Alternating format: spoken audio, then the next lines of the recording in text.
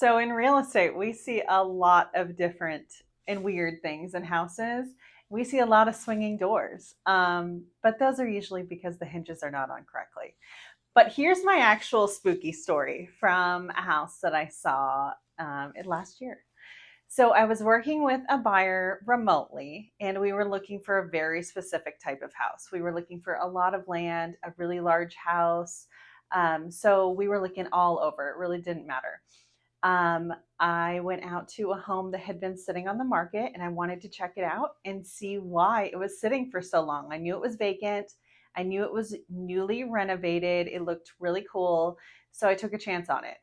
As soon as I pulled down the driveway, I felt this just eerie feeling. And I was nervous walking into the house. I called out as soon as I opened the door and I said, "Realtor here." And kind of, who knows, I had recently watched a story about froggers in houses and people staying in them. So that was really my biggest concern with it sitting on the market so long.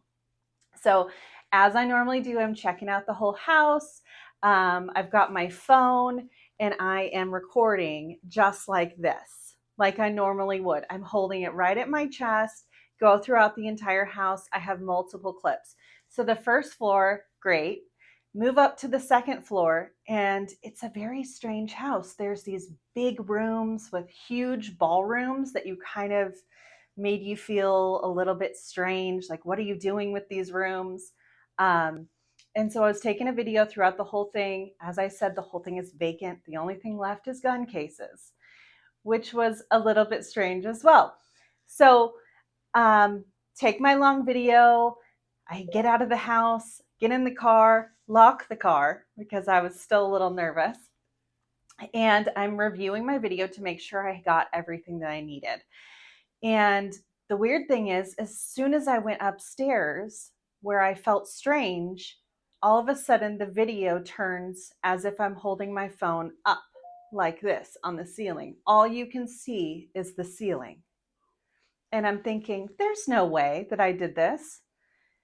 So I go back in the house, which I was very nervous about. I said, I have to capture this footage. I have to show this second floor. I go in and video again. I come back down, come back in my car, lock the car, and review the video. Great. Second video is fine. I go back to the previous video and it's back to normal. Can't wrap my mind around it. I don't know. Was it a technology issue? Maybe. But I think combined with the feeling I had in that house, it was just the most spooky feeling I've ever seen, or ever felt in my life. So that is my spooky story.